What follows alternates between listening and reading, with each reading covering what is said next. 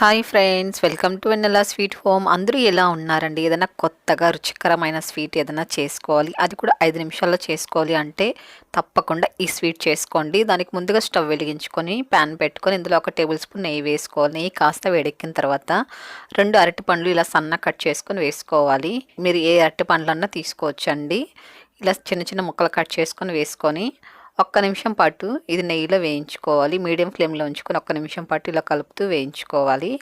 అరటిపండు మరీ ఎక్కువ మెత్తగా అవ్వకూడదండి, ఇలాగుంటే సరిపోతుంది. ఇప్పుడు ఇందులో కొబ్బరి వేసుకోవాలండి. మీరు ఎండు కొబ్బరి అయినా వేసుకోవచ్చు, లేకపోతే పచ్చి కొబ్బరి అయినా వేసుకోవచ్చు. ఇలా తురుముకుని వేసుకోవాలి. నేనైతే పచ్చి కొబ్బరి తీసుకున్నాను. ఇదంతా కూడా ఒకసారి కలుపుకోవాలి. ఇలా కలుపుకున్న తర్వాత బాదాము, జీడిపప్పు ఇలా సన్న కట్ చేసుకొని వేసుకొని ఇందులో కొద్దిగా ఇలాచీ పొడి కూడా వేసుకొని ఇదంతా ఒకసారి కలుపుకోవాలి. టేస్ట్ అయితే ఎంత బాగుంటుందో తెలుసా? అస్సలు మిస్ చేయకండి. వీడియో చూసిన తర్వాత తప్పకుండా ట్రై చేయండి. ఇప్పుడు ఇందులో ఒక 1/2 కప్పు బెల్లం వేసుకొని ఇదంతా బాగా కలుపుకోవాలి. బెల్లం బాగా పొడి పొడిగా చేసుకొని వేసుకోవాలి. ఇది ఒక 2 నిమిషాల పాటు ఇలా కలుపుతున్నారనుకోండి, బాగా బెల్లం అంతా కూడా చక్కగా మెల్ట్ అయిపోతుంది. చూడండి, చక్కగా మెల్ట్ అయింది కదా.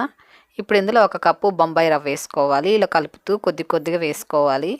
బొంబాయి రవ్వ వేసేటప్పుడు మీరు సిమ్లో ఉంచుకొని కొద్ది కొద్దిగా వేసుకొని కలుపుకోవాలి. సిమ్లోనే ఉంచుకోవాలండి, మీడియం ఫ్లేమ్లో కూడా అస్సలు పెట్టద్దు. సిమ్లోనే ఉంచుకొని ఇదంతా బాగా కలుపుకోవాలి. చూడండి, బాగా దగ్గరకు వచ్చేసింది.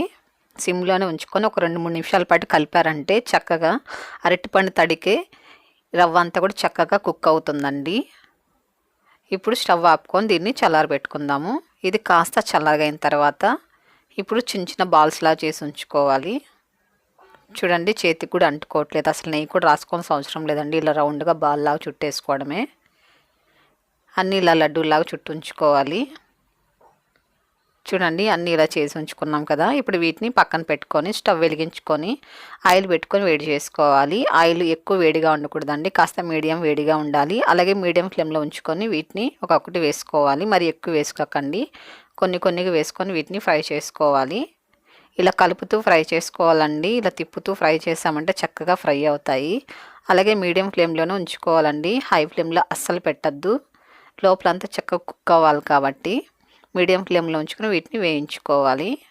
కంపల్సరీ ఇలా కలుపుతూనే వేయించుకోవాలండి.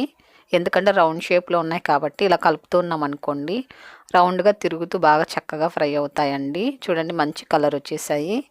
ఇప్పుడు వీటిని తీసేసుకుందాము. ఆయిల్ కూడా చాలా తక్కువ పీల్చుకుంటుందండి.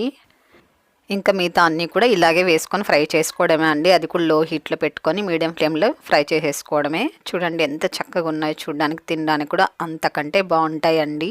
నేను ఒకటి కట్ చేసి చూపిస్తా. చూడండి ఎలాగుందో, లోపలంతా కూడా పైన క్రిస్పీగా లోపల సాఫ్ట్గా చాలా బాగుంటుందండి. చూసారా, లోపలంతా ఎంత సాఫ్ట్గా ఉందో, పైనంత క్రిస్పీగా, తింటుంటే ఎన్నైనా తినాలనిపిస్తుందండి. ఆ టేస్ట్ ఎంత బాగుంటుందో తెలుసా? అసలు మీకు ఎక్కడ డబ్బులు పెట్టుకున్నా కూడా ఈ టేస్ట్ అయితే అస్సలు దొరకదండి, అంత బాగుంటాయి.